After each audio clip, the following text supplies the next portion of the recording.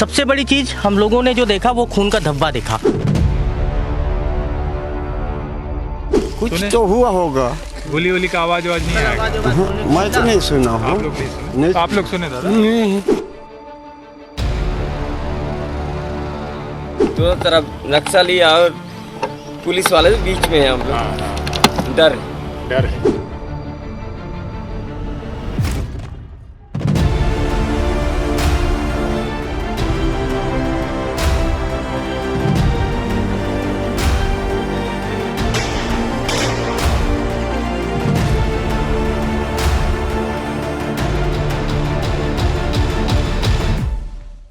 कांकेर के इसी छोटे बेटिया थाने और संगम के साथ बीएसएफ की 200 से अधिक की पार्टी बीते 3 दिनों से माओवादियों के बड़े कैडर की मौजूदगी की सूचना पर निकली थी। बीते 3 सालों से कांकेर पुलिस खास तौर पर परतापुर एरिया कमेटी और इससे लगे हुए कंपनी नंबर 5 के माओवादियों को लगातार ट्रेस कर रही थी।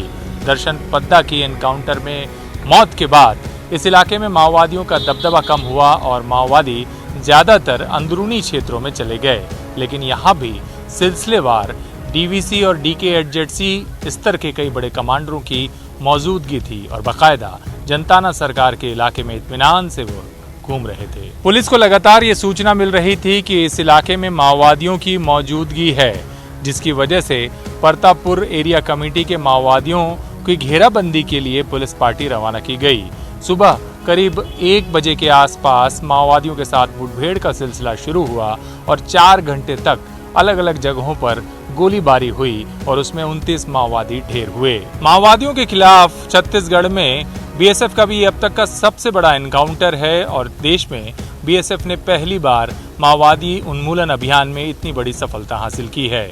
एक सुनियोजित रणनीति की वजह से छत्तीसगढ़ में अब तक का ये सबसे बड़ा एनकाउंटर हुआ है और जितने हथियार बरामद किए गए हैं उससे पुलिस की ताकत का अंदाजा इस इलाके में लगाया जा सकता है। छोटे बेटिया से जैसे ही हम कल पर पहुंचते हैं वहां से माओवादियों का इलाका साफ नजर आने लगता है। ये साइन बोर्ड माओवादियों की सरहद का ऐलान करते हैं। आप देख सकते हैं कि जब पुलिस फोर्स ने इस इलाके में ऑपरेशन करने के बाद यहाँ से बाहर वापस लौट रही थी पुलिस पार्टी, तब उन्होंने इन साइन बोर्ड को भी तोड़ दिया है। ये बताता है कि इस इलाके में अब भी माओवादियों की समानांतर एक बड़ी ताकत मौजूद है। जैसे जैसे हम इस अंदरूनी क्षेत्र में दाखिल हो रहे हैं वैसे वैसे ये साफ है कि माओवादियों का पूरा क्षेत्र है। आप देख सकते हैं कि जो गांव है हापा टोला, उससे पहले जंगलों में बीच में हम यहाँ हैं। सिलसिलेवार हम कई बैनर पोस्टर देख रहे हैं और ये जो पूरा एक ढांचा बना हुआ है ये एक स्वागत द्वार की तर्ज पर पीएलजीए सरकार का इलाका है। न केवल माओवादियों का इस इलाके में दबदबा है बल्कि ये उनका पूरी तरह से आधार इलाका है। जगह जगह जहाँ सरकारी साइन बोर्ड दिखाई देते हैं उसकी जगह माओवादियों की जनताना सरकार के बोर्ड दिखाई दे रहे हैं। इस वक्त हम मौजूद हैं हापा टोला गांव में। मेरे पीछे ये गांव आप देख सकते हैं, सिर्फ बच्चे यहाँ पर रह गए हैं और जो युवा थे उनसे हमने बातचीत करने की कोशिश की पर उन्होंने कोई भी बात करने से इनकार कर दिया। गांव के बीचों बीच ये नक्सल स्मारक बना हुआ है और अभी भी हमारी तलाश जारी, क्योंकि पुलिस ने जो सूचनाएं दी हैं उसमें बिना कोंडा और हापा टोला कोरेनार इन 3 एक्सिस के बीच पूर्व की दिशा में 15 किलोमीटर दूर वो जगह है। लेकिन आप देख सकते हैं कि चारों तरफ पहाड़ है और इन पहाड़ों पर घंटों पैदल चलने के बाद भी जिस जगह मुठभेड़ हुई है उसका अंदाज़ा लगा पाना मुश्किल है। हालांकि हमें कुछ ऐसे साक्ष्य जरूर मिले हैं खून के धब्बे जिससे अनुमान लग रहा है कि उस जगह पर मुठभेड़ हुई है। हम जैसे ही उस जगह पर पहुंचते हैं तो वहां से आपको अपडेट देते हैं। फिलहाल गांव जो अंदरूनी क्षेत्रों के हैं उनकी ये तस्वीर आपको दिखा रहे हैं कि यहाँ जिस जगह पर जितने अंदर पुलिस दाखिल हुई है छत्तीसगढ़ पुलिस, वो इलाका माओवादियों की जनताना सरकार का इलाका है। यहाँ बड़े इत्मीनान से न केवल इस तरह के स्मारक बल्कि जनताना सरकार के कई चिन्ह आपको दिखाई देंगे। हापा मेटा के बाद हम कोरोनार गांव के बाहरी हिस्से में हैं और आप देखिए जैसे जैसे ये जो उत्तर बस्तर डिविजनल कमेटी का जो क्षेत्र है यहाँ पर माओवादियों ने कैसे गांवों में अपना एक सर्कल बना रखा है कहना चाहिए। ये गांव में जैसे ही आप एंटर करते हैं पगडंडी आती है, सामने आप देख रहे हैं कि एक बास्केटबॉल नेट लगी हुई है जहाँ पर यहाँ के युवा खेलते हैं। आपको ये देखकर अंदाज़ा नहीं होगा कि इस तरह से गतिविधियां भी यहाँ पर चलती हैं। गांव में विकास नहीं हो लेकिन खेलकूद गतिविधियां इस तरह से होती हैं। उसके बाद एक हैंडपंप भी लगा हुआ है लेकिन इसमें पानी नहीं निकलता, फेल ये हैंडपंप है। और उसके ठीक सामने माओवादियों का स्मारक है। गाँव की शुरुआत में माओवादी का स्मारक ये बताता है कि गांव में माओवादियों की जनताना सरकार संचालित होती है। जब हम इस गांव में पहुंच रहे हैं तो गांव के बारे में भी आपको बता दें कि ये विकास से अछूता है। पगडंडिया और पहाड़ियों के बीच बसा ये गांव है छोटे बेटिया, और उसके 20 से 22 किलोमीटर की दूर में सरहद पर ऐसे सैकड़ों गांव बसे हुए हैं जहां आज भी बुनियादी विकास नहीं पहुंचा है। लोग सड़कें, पानी और ऐसी बुनियादी चीज़ों के लिए जूझ रहे हैं। ये आप देखिए मेरे पीछे, ये गांव की जो रचना है, एक तरह से गांव जिस तरह से बसा होता है उसके बारे में आपको दिखाना चाह रहा हूँ। ये छोटी सी लाड़ी है, लाड़ी कहलाती है। इसका आकार छोटा होता है और ये बकरी के लिए बना हुआ है। इसके ठीक पीछे थोड़ा ज़्यादा, क्योंकि सुअर रखना होता है तो उसके लिए शैडो ज़्यादा गहरी होती है, और यहाँ पर सुअर रखते हैं। तो यानी मवेशियों को पालने का भी तरीका परंपरागत है बस्तर के गांव के लोगों का। और इसके ठीक ऊपर सोमेश दिखाएंगे मेरे कैमरामैन, ये कटहल का पेड़ लगा है, केले का पेड़ लगा है, छींद है, इमली का पेड़ है एक ही घर के परिसर में, और आम का पेड़ है। तो ये आमचूर भी यहाँ से बेचते हैं, और साथ ही ये जो केले हैं या दूसरी चीज़ें पैदा होती हैं तो इनका भी इस्तेमाल करते हैं। माओवादी अक्सर इस तरह की चीज़ों के लिए भी नज़र रखते हैं कि गांव के लोग क्या कर रहे हैं। कई बार उन्हें बीज और दूसरी चीज़ें भी दी जाती हैं। तो जो मॉडल है गांव का, माओवादियों का, वो इस तरह से संचालित होता है और इसी तरह से माओवादियों के बीच भरोसा जीतने का काम होता है। जिस जगह पर हमें इसी के नज़दीक जंगलों में कल ये मुठभेड़ हुई है और 29 माओवादी ढेर हुए हैं। हमने कई जगह जहाँ जहाँ शंकर का चेहरा, ललिता की तस्वीर लोगों को दिखाई, लोग चौंक गए। बड़े उत्साह से, एक तरह से शॉकिंग उनके लिए न्यूज़ थी कि उनके बीच सक्रिय एक माओवादी की मौत हो चुकी है। उन्हें इस बात का अंदेशा था कि इस तरह की मुठभेड़ हुई है, लेकिन किसी भी गाँव वाले ने मुँह नहीं खोला, ये नहीं बताया कि किस जगह पर मुठभेड़ हुई है। जहाँ हम हैं इस वक्त आप देख सकते हैं कि बच्चों के अलावा यहाँ पर गाँव में कोई नहीं है। एक चीज़ आपको और जोड़ना चाहूँगा कि यहाँ क्योंकि पहाड़ी क्षेत्र है तो फसलें ज़्यादा होती नहीं हैं, इसलिए वनोपज पर गांव के लोग निर्भर हैं। और इनकी जो संपत्ति है वो मुख्य रूप से सूअर, बकरा और जो मुर्गे होते हैं इसका पालन यहाँ पर ये करते हैं। साथ ही धान की खेती लेते हैं। और अब जो नदी नाले हम पार करके आए हैं वो सूख गए हैं, इसलिए यहाँ पहुँचना आसान है अभी फिर भी। लेकिन अगर बारिश के दौरान अगर आप यहाँ आते हैं तो यहाँ पहुँचना लगभग नामुमकिन है। यही वो वक्त है बस्तर में जब TCOC का समय होता है, यानी टैक्टिकल काउंटर ऑफेंसिव कैंपेन। जंगल खुला होता है, आप देख सकते हैं, और इसी वजह से इस समय में पुलिस अंदर दाखिल हुई और एक बड़ा एनकाउंटर, छत्तीसगढ़ का सबसे बड़ा नक्सल मोर्चे पर कामयाबी का एनकाउंटर छत्तीसगढ़ पुलिस ने अंजाम दिया। उत्तर बस्तर डिवीजन का वो इलाका जहां पर छत्तीसगढ़ पुलिस को अब तक की सबसे बड़ी कामयाबी मिली है, उस इलाके में हम अभी मौजूद हैं। और आप देख सकते हैं कि ये माओवादियों के जनताना सरकार का इलाका है। जगह जगह इसकी छाप दिखाई देती है। ये देखेंगे आप तो इस तरह से न केवल गेट बना हुआ है बल्कि ये पहले गेट जो बनाने के लिए लकड़ियां हैं वो भी काट कर रखी गई हैं और उनमें अलग अलग कार्यक्रम का जिक्र भी है। ये वही पहाड़ हैं जहाँ पर ये मुठभेड़ हुई है। कई अलग अलग जगह देखने पर हमने ये देखा कि कहीं खून के धब्बे दिखाई दे रहे हैं, कहीं ऐसा लग रहा है कि यहाँ पर शायद गोलीबारी हुई है। लेकिन एक मुश्त जहाँ 29 लोग मारे गए हों, ऐसी जगह आसानी से खोज पाना अब तक मुश्किल साबित हो रहा है। मेरे साथ अशफाक हैं और करीब 5 घंटे से अधिक का वक्त हो चुका है जब जंगल में हम लगातार घूम रहे हैं। कुछ निशान मिले हैं अब तक, वो जो निशान आपने खून के धब्बे और हम दोनों ने देखे, उसके बारे में बताइए, क्या लगता है कि क्या रहा होगा ये? देखिए, कल घटना के बाद पुलिस ने एक वीडियो भी जारी किया था। हाँ, और जब सुबह से जब हम यहाँ पहुँचे हैं तो आप तो देख ही रहे हो कि हूबहू वही बांस का जंगल है। हाँ। और एज इट इज़ वही इलाका है, माओवादियों का कोर इलाका है। माओवादियों द्वारा बनाए गए जो उनके आधार इलाके के जो चिन्ह होते हैं वो सारे चीज़ देखने को मिल रहे हैं। सबसे बड़ी चीज़ हम लोगों ने जो देखा वो खून का धब्बा देखा।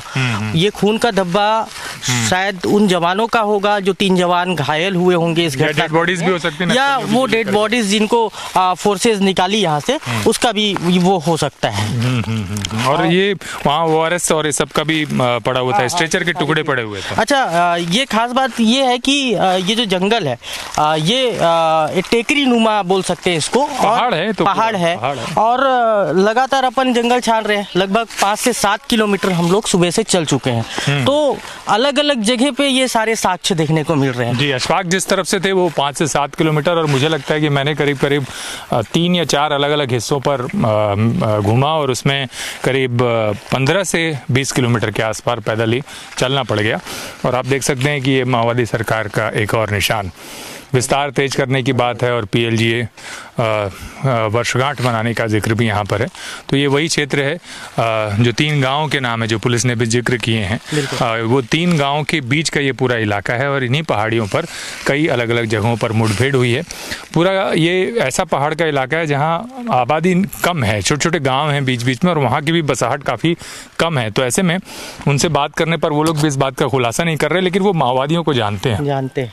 और वजह भी साफ है कि आप देखिए कि जहाँ इस तरह से खुलेआम बैनर पोस्टर, और अगर आपको गांव में दाखिल होना है तो ये जो स्तंभ है इनको देखकर आप समझ सकते हैं कि ये जो क्षेत्र है ये माओवादियों का जनमुक्ति छापामार सेना का क्षेत्र है, उनका आधार क्षेत्र है। दरअसल ये इलाका जो है ये कांकेर जिले और नारायणपुर जिले का सीमावर्ती क्षेत्र है। जिस जगह पे हम खड़े हुए हैं ये इलाका जो है अबूझमाड़ की सीमावर्ती क्षेत्र कहलाती है, और यहाँ से जो 3904 वर्ग किलोमीटर का इलाका है वो अबूझमाड़ का अनसर्वेड एरिया है। तो अबूझमाड़ जो है ये शुरू से ही माओवादियों का गढ़ बना हुआ है। भौगोलिक दृष्टिकोण से भी देखा गया है कि इन इलाकों में जब फोर्सेस घुसती है और यहाँ पे जब ऑपरेशंस लॉन्च होते हैं तो सबसे बड़ी चुनौती यही आती है कि जब जवान घायल हो जाए, कोई कैजुअलिटी हो जाए, तो उसको कैसे बचाया जा सके। जी, और ये कमाल कर दिया एक तरह छत्तीसगढ़ पुलिस ने, ऐसे इलाके में घुसकर इतना बड़ा एनकाउंटर, वो भी नॉर्थ बस्तर डिवीजन के जो DVC है वो मारे गए। और जानकारी ये मिल रही थी कि कमलेश और एक और जो बड़ा नक्सल है उसकी मौजूदगी थी लगातार 1 सप्ताह से, इसलिए 3 दिन पहले से पुलिस पार्टियां यहाँ घुसी थी। हाँ, रिपोर्ट्स जो आ रही है पुलिस के मुताबिक उसमें ये समझ में आ रहा है कि लगातार पुलिस को इन्फॉर्मेशन मिल रही थी कि माओवादियों की मौजूदगी की, जिसके बाद ऑपरेशन लॉन्च किया गया। इन्फॉर्मेशन नारायणपुर और कांकेर डिस्ट्रिक्ट दोनों ही जगह आ रही थी। नारायणपुर फोर्सेस के साथ में सबसे बड़ा चुनौती ये होता है कि यहाँ से लगभग 70 किलोमीटर जवानों को मूव करना पड़ेगा। आखिरी कैंप कौन है नारायणपुर? ये मसपूर कैंप है, वहाँ से ये भी अभी नवीन कैंप है, और वहाँ से जवानों को यहाँ पे मूव करने में 70 किलोमीटर से अधिक सफर तय करना पड़ेगा। यहाँ से ठीक जो है छोटे बेटिया है और उसके आसपास संगम कैंप है, वो नजदीक होने के कारण इसीलिए इसको कांकेर जिले से शायद लॉन्च किया गया होगा, और एक कोऑर्डिनेशन टीम तैयार की गई होगी BSF के साथ में, जिसमें DRG के जवान जो लोकल है, जो सरेंडर्ड नक्सली है, जो इन इलाकों से रूबरू पहले से है, तो यही कारण है कि इनको एक बड़ी सफलता यहाँ पे मिली है। और आप देख सकते हैं ये जो निशान है ये बताते हैं कि माओवादी निश्चिंत रहे होंगे इस इलाके में, क्योंकि जब ये बोर्ड लगे और अगर फोर्स का नियमित आना जाना होगा तो इस तरह के निशान आपको यहाँ दिखेंगे नहीं। और ये बताता है कि इस वजह से शायद माओवादियों को अंदाज नहीं लगा। और BSF का भी ये पूरे देश में माओवादी उन्मूलन में सबसे बड़ा सफलतम अभियान माना जा रहा है। 29 माओवादी ढेर हुए हैं, और करीब करीब माना जा रहा है कि अगर आखिरी में जो नतीजे सामने आएंगे उसमें मारे गए माओवादी करीब 1 करोड़ रुपए के नज़दीक इनामी राशि इन पर घोषित की गई है। हालांकि कुछ जो कैडर हैं, क्योंकि 50 से 60 की संख्या में वहाँ पर लोग मौजूद थे मुठभेड़ के दौरान, और उनमें से कुछ कैडर भाग निकलने में कामयाब हुए। और ये जो कैडर हैं ये DKHZC के सदस्य बताए जा रहे हैं। होता है अक्सर ऐसा, पर फिर भी ये अपने आप में बड़ी बात है कि छत्तीसगढ़ में जब ऑपरेशन लॉन्च होते थे तो पुलिस को ज़्यादा सफलता नहीं मिलती थी, लेकिन अब बीजापुर में 6, फिर 13, फिर उसके बाद इस तरह से लोकसभा चुनाव के ठीक पहले 29 माओवादी कैडर, वो भी जिनकी लंबे समय से तलाश थी। अच्छा, एक सबसे अहम बात देखने को मिली इस मुठभेड़ को देखकर। अक्सर मुठभेड़ें होती है, हम लोग घटना के बाद वहाँ के कई साक्ष्य निकल कर आते हैं। यहाँ इस बार पहली बार ऐसा हुआ है कि एक पूरी एरिया कमेटी जो है ये पूरी तरीके से निस्ते नाबूद हुई है। आपको बता दूं कि प्रतापपुर एरिया कमेटी जो है जिसका बोलबाला कौन गाँव दादा? इधर यहाँ कहाँ है रे? ये हापाटोला में आ रहे। हापाटोला क्या था यहाँ पे? इसे मैं ऐसे घूमने आया था। घूमने आए थे? हाँ। अच्छा, कुछ एनकाउंटर हुआ था यहाँ पे क्या? नक्सली लोग मारे गए बता रहे आसपास? कुछ तो हुआ होगा। गोली का आवाज नहीं आएगा? मैं तो नहीं सुना हूँ। आप लोग नहीं सुने? तो आप लोग सुने दादा? अच्छा, कुछ मालूम चला कि ये है? ऐसा कुछ हुआ बोल के मालूम चला क्या? नहीं मालूम चला। आप लोग कहाँ जा रहे हो अभी? अभी घर में जा रहे हैं। घर में जा रहे हैं। और ये क्या निशान है? ये देखे हुए ये क्या चीज रहता है? बोर्ड वगैरह सब गांव में लगाते हैं ये? जैसे चौकी है। हैं दिखाओ क्या चीज है? चौकी नदी में गया था। नदी में तो मछली पकड़े? नहीं पकड़े। तो आप देख सकते हैं कि गांव के लोग जैसे ही बात शुरू होती है माओवादी नक्सल मुठभेड़ इस तरह की बात करने को तैयार नहीं होते और उनकी रफ्तार बढ़ जाती है। ये स्मारक निशान आपने देखे हैं और ये बताते हैं कि इस कोर इलाके में किस तरह का जीवन है। और एक बात आप कुछ कह रहे थे कि एक पूरा का पूरा परतापुर का जो एरिया कमेटी है ऑलमोस्ट ये खत्म हो गई है। देखिए शंकर राव की डेड बॉडी रिकवर हुई, पहली सूचना आई है। उसके बाद फिर एक महिला नक्सली की आई और 5 AK-47 की बात पहले आई। जनरली एक एरिया कमेटी में 25 से 30 लोग 30 माओवादियों का ग्रुप होता हो और 29 माओवादियों के जो शव हैं वो पूरे मुठभेड़ से बरामद हुए हैं। तो ऐसा पहली बार हुआ है कि किसी एनकाउंटर में जवानों ने सीधे पूरी एरिया कमेटी पे हिट किया है और इतनी तादाद में माओवादी मारे गए हैं। अच्छा, दूसरी बात, ये जो इलाका लगता है यहाँ से महाराष्ट्र का सरहद भी है। यदि अपन अबुझमाड़ को क्रॉस करते हैं तो गढ़चिरौली एरिया भी है। हाँ, वहाँ एक नया कैंप लगा है। एक नया कैंप भी लगा हुआ है और काफी चर्चा में रहा वो कैंप, क्योंकि वो इलाका बड़ा दबदबे का रहा माओवादियों का। बिल्कुल। और सबसे बड़ी चीज ये है कि C-16 के जो कमांडो ने उसे लॉन्च किया और C-16 के कमांडो के साथ भी इन्हीं माओवादियों की कई बार भिड़त हुई है। ऐसा होता है कि नारायणपुर से जब ऑपरेशंस लॉन्च होते हैं, कांकेर डिस्ट्रिक्ट से जब ऑपरेशंस लॉन्च होते हैं तो ये उस साइड चले जाते हैं या अबुझमाड़ की तो ओर चले जाते हैं। तो ये लगातार जो ये माओवादी मारे गए हैं ये दोनों स्टेट के भी वारंटी हो सकते हैं। इसलिए ये निकल कर बात सामने आ रही है कि करोड़ों की इनामी है ये। करोड़ों की इनामी, बिल्कुल।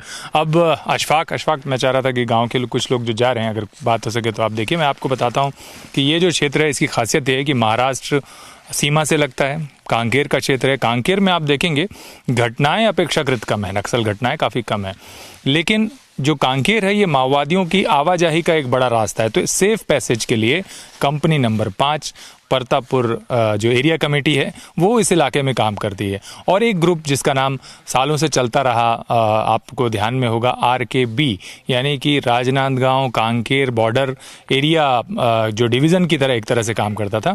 और ये ग्रुप भी जिस वक्त महाराष्ट्र पुलिस ने दीपक तेलतुंबड़े सहित कुल 29 लोगों को मार गिराया था एक एनकाउंटर में इसी सरहद से लगा हुआ, राजनांदगांव की सरहद से लगे हुए क्षेत्र में, उसके बाद से ये RKB की टीम भी इसी परतापुर डिवीज़न के साथ में मर्ज थी।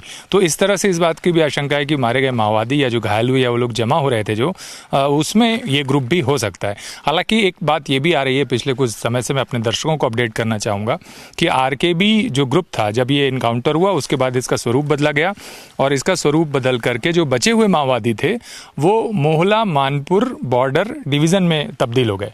यानी कि मोहला मानपुर के क्षेत्र में आपने देखा होगा कुछ समय पहले चुनाव से पहले विधानसभा चुनाव के दौरान भारतीय जनता पार्टी के एक नेता की हत्या को लेकर ये बात आई थी कि इस इलाके में इस माओवादी दस्ते का हाथ है, इन्होंने इस चुनाव से पहले ये हत्या की है दहशत फैलाने के लिए। तो ये जो कैडर है मानपुर मोहला बॉर्डर का वो भी इस जोन को कनेक्ट करता है। माड़ एरिया कमेटी कनेक्टेड है और एक बड़ा रावघाट एरिया कमेटी है इसके तरफ। जिस तरफ आपको मालूम होगा कि रावघाट जो लौह खदानें हैं ये भिलाई स्टील प्लांट के लिए खोली जा रही हैं और माओवादियों की तरफ से यहाँ पर चुनौती मिलती रही है। तो इस लिहाज से भी ये कामयाबी पुलिस के लिए काफ़ी महत्वपूर्ण है। गढ़चिरौली की तरफ से माओवादी नियंत्रित किए जा रहे हैं, मुठभेड़ें हो रही हैं और बस्तर के कांकेर में ये जो मुठभेड़ है और इसमें 29 माओवादी मारे गए हैं, छत्तीसगढ़ पुलिस के लिए इस लिहाज से न केवल मोहला मानपुर से लेकर राजनांदगांव कांकेर माड़ की सरहद के इलाके तक पुलिस का दबदबा बढ़ाने वाला है। भाई साहब क्या नाम है आपका? मेरा कतला में। कहाँ रहते हो, कौन सा गाँव? कलपर में। अच्छा, कल कितना बजे से यहाँ पर गोली वोली का आवाज़ सुनने लगा आप लोग को? लगभग 1 बजे से हुआ, किधर नहीं किधर हमको भी उतना पता नहीं है, लेकिन आवाज़ सुना गया है। कहाँ पर, किस तरफ? इधर साइड तरफ। इधर पीछे जंगल में? हाँ। कितना देर तक चला ये गोली? लगभग 3 घंटा जैसा चलेगा। अच्छा, 3 घंटा जैसा आवाज़ आया, ब्लास्ट हुआ, कुछ हुआ नहीं, खाली गोली? खाली कौन घायल हुआ होगा हमको उतना पता नहीं है, लेकिन आवाज़ सुना मैं। आवाज़ सुने थे, ठीक है। कौन कौन था नहीं मालूम आपको? कोई मुठभेड़ हुआ ऐसा सुने? नहीं सुने हैं। रात में गाड़ी भी आया गया था यहाँ? हाँ, 3 एम्बुलेंस आया था और 1 2 10 चक्का वाला आए थे। अच्छा।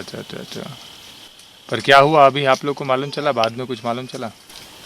बाद में वही पुलिस टीम घायल हुआ और नक्सली लोग खत्म हुए बोल गया, खत्म हुआ करके।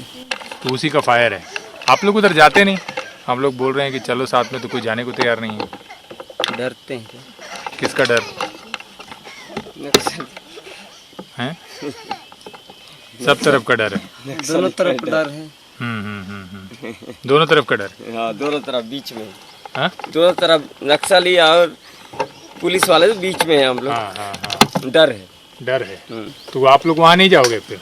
नहीं, मैं आकमेटा वाला। हाँ हाँ हाँ, लेकिन गांव वाले बेटी आएगा। हाँ, अब भी आया हूँ मैं। अच्छा, तो जाएगा नहीं लेकिन? नहीं, मैं काय को जाऊँगा सर। हाँ हाँ, मैं दूर से आया हूँ, सही है। आकमेटा से। आप पूछे तो क्या बता रहे थे गांव वाले? आवाज सुने? हाँ, आवाज सुने, बाकी इसको हाँ तो ये सुने हैं, बताए हैं, ऐसा ही तो होगा। तो देख सकते हैं आप, ये गांव है और गांव के नज़दीक गोलीबारी की आवाज़ सुनाई दी। इसके आसपास के पूरे क्षेत्र पर हमने सघन निरीक्षण किया, लेकिन गांव वाला बताएंगे जो एक साथ एक जगह पर बड़ी मुठभेड़ के जो निशान हैं वो अब तक नहीं दिखाई दिए। कुछ जगह ज़रूर ऐसा दिखाई दिया, ब्लड क्लॉट्स दिखाई दिए, स्ट्रेचर दिखाई दिए, जवानों द्वारा इस्तेमाल किए गए जो दूसरे सामान हैं वो दिखाई दिए, कुछ जगह खाना पड़ा हुआ दिखाई दिया। लेकिन जो एम्बुश की जगह है बिल्कुल उसके नज़दीक इर्द गिर्द हम लोग लगातार घूमते रहे और ऐसा लगता है कि पुलिस फोर्स ने सारी रिकवरी वहाँ से कर ली है। इसकी वजह से केवल पहाड़ों पर गन शॉट के अंदाज के अलावा कोई ख़ास शेष जानकारियाँ वहाँ नहीं है। लेकिन आपको बता दें कि ये वो जगह है जहाँ पर छत्तीसगढ़ की ये सबसे बड़ी मुठभेड़ हुई है इन्हीं जंगलों में, और कई अलग अलग हिस्से पर जिस दौरान ये मुठभेड़ हुई तो बच निकलने की कोशिश करते माओवादी मारे गए हैं, इसलिए किसी एक जगह पर एक साथ ये सारी बॉडी रिकवर नहीं हुई। इस वक्त हम जहाँ खड़े हैं वहाँ पर ठीक पहाड़ों में मुठभेड़ हुई और यहीं से सारी बॉडीज़ बाहर निकाली गई, घायल जवानों को भी निकाला गया। ये स्ट्रेचर के डंडे, हरे बांस के स्ट्रेचर वैकल्पिक तौर पर तुरंत तैयार कर लिए जाते हैं और यहाँ से जवानों को और जो माओवादियों का शव था वो यहाँ लाया गया। ये खून के धब्बे भी हैं जो गवाही देते हैं कि मुठभेड़ के बाद जो चोट लगी उसकी वजह से खून के निशान, धब्बे यहाँ पर सड़कों पर दिखाई दे रहे हैं। कई जगह ऐसे खून के धब्बे हैं सोमेश, एक जगह और वहाँ दिखाई दे रहा है, देखिए एक बार दिखाइए कि खून के धब्बे भी दिखाई दे रहे हैं। और जो पार्टी, पुलिस पार्टी है, मुझे लगता है कि उसके लिए ही ये इलेक्ट्रॉल पाउडर है और ये कई स्ट्रेचर के निशान यहाँ पर मौजूद हैं, क्योंकि 3 दिनों से ये पार्टी जंगल में निकली हुई थी। ये इलेक्ट्रॉल पाउडर देखिए, और ये पार्टी लगातार इस इलाके में सर्चिंग कर रही थी और सर्चिंग के बाद ये बड़ी मुठभेड़ हुई, फिर यहाँ से इन सभी को बाहर निकाला गया। ये कपड़ा भी दिखाई दे रहा है, देखिए जो कपड़ा आमतौर पर माओवादी कैंप में कई बार इस्तेमाल किया जाता है, और ये सामान रखने के लिए अलग अलग बॉक्सेस हैं। और साथ ही साथ जो देखेंगे आप तो पॉलीथीन में खाना है, संभवतः जो पार्टी नक्सल मुठभेड़ के दौरान जो खाने के लिए सामग्री इस्तेमाल की गई होगी उसके भी यहाँ पर आप देखें तो इस पूरे मैदान में वो निशान यहाँ पर पड़े हुए हैं, खाना पड़ा हुआ है कई जगह पर। तो मुठभेड़ स्थल के नज़दीक इस तरह के कई जगह पर साक्ष्य दिखाई दे रहे हैं। पेड़ों पर कुछ जगह पर गोलीबारी के निशान है, लेकिन बुलेट्स अपेक्षाकृत कम यहाँ पर देखने को मिल रही है। ये जो पहाड़ आप सामने देख रहे हैं, इसी पहाड़ के दूसरी तरफ करीब 5 से 7 किलोमीटर दूर पर माओवादियों और पुलिस के बीच भीषण मुठभेड़ हुई। ये भोजन का थैला है जिसमें खाना है, आधा खाकर ये फेंका गया है यहाँ पर, और यहाँ से आप देखेंगे तो ये साफ दिखाई दे रहा है कि यहीं से ही इन जवानों को और जो मारे गए माओवादी हैं उनको यहाँ से निकाला गया है। छत्तीसगढ़ में पुलिस की अब तक की सबसे बड़ी कामयाबी है, जिसकी वजह से बीएसएफ और जो साथी डीआरजी की टीम थी उसने इस इलाके में माओवादियों की घेराबंदी की, और एक परतापुर एरिया कमेटी के साथ साथ डीवीसी स्तर के कई बड़े माओवादियों को ढेर कर दिया। इस मुठभेड़ ने कई स्तर पर माओवादियों के मनोबल पर असर डाला है। एक तरफ जब से सुरक्षित ठिकानों तक पुलिस ने पहुंचकर जिस अंदाज में इस एम्बुश को अंजाम दिया, उससे माओवादियों को ये साफ हो चुका है कि अब वे अपने कोर इलाके में भी सुरक्षित नहीं हैं। इतना ही नहीं, बड़े कैदरों से हथियार बरामद करके पुलिस ने साबित कर दिया है कि बस्तर में भी माओवादियों के उन्मूलन के क्षेत्र में पुलिस कहीं बेहतर कर रही है। आने वाले समय में पुलिस बस्तर को नक्सल मुक्त बनाने के लिए इसी रफ्तार में काम करने की बात कह रही है। कैमरामैन सोमेश के साथ नरेश मिश्र, IBC 24 बस्तर।